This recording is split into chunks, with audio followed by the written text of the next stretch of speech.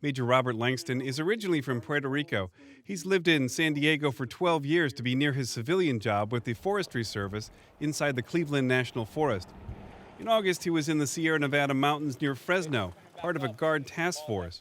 At times, it feels like fire is all around him, like the 2013 Chariot fire, which came close to where his family lives in Pine Valley. It's exhausting work. You're working there but at some point you realize, oh, this fire is gonna get close to where I work or where I live, and just in your back of your mind, not only you're worried about working, but you're worried about your families. And now, okay, so now I gotta start worrying about my family. Most of the places that we fight fire, we don't have signal, so it's a lot of and all over, firefighters all over California. I mean, it's the same all the time. You're working, but you gotta work out your family. The Chariot fire burned through 7,000 acres east of San Diego. Over the years, Langston has helped fight several fires as an assistant fire engine operator. This year, he's leading Operation Rattlesnake, a California National Guard effort to clear the brush that fuels fires.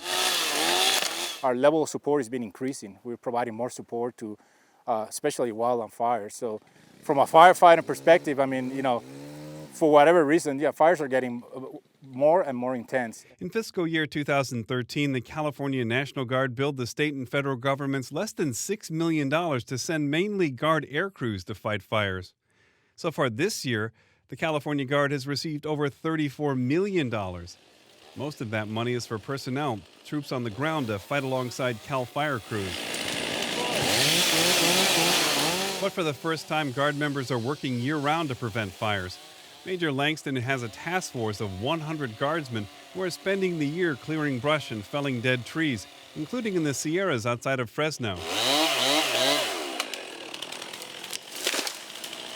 Anthony Meza, specialist with the Army National Guard, grew up not too far away from these mountains. I think that in the past couple of years, the fires have just been getting worse and worse, and this has been needed for a long time. And the fact that they're putting us into play is something that's been needed for a while. After a year of devastating wildfires, California Governor Gavin Newsom called up the Guard to help build these fire breaks around the state. The 2018 Camp Fire killed 86 people and destroyed more than 13,000 homes, most in the town of Paradise. Ramanathan, a professor at Scripps Institution of Oceanography, says the Guard can expect the wildfire risk associated with climate change to increase. So the fire season is expanding because the planet is getting warmer. What was spring before is becoming like summer temperatures, right? And since it's happening throughout the year, the trees are drying out. So when the fire happens, it spreads. Major Langston oversees his National Guard crew. The crew is looking for so-called widowmakers, dead limbs that could drop on firefighters.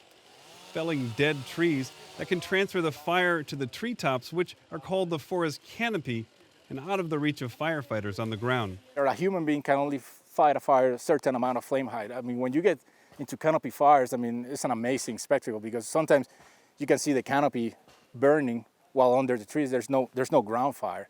And it's a rapid rate of spread, I mean, and it's intense, Critics question the practicality of building fire breaks around the state, saying they would not have stopped a fast-moving fire like the inferno that decimated Paradise. Regardless, it's safe to bet that climate change means Guard troops will continue to be pressed into new roles. Steve Walsh, KPBS News.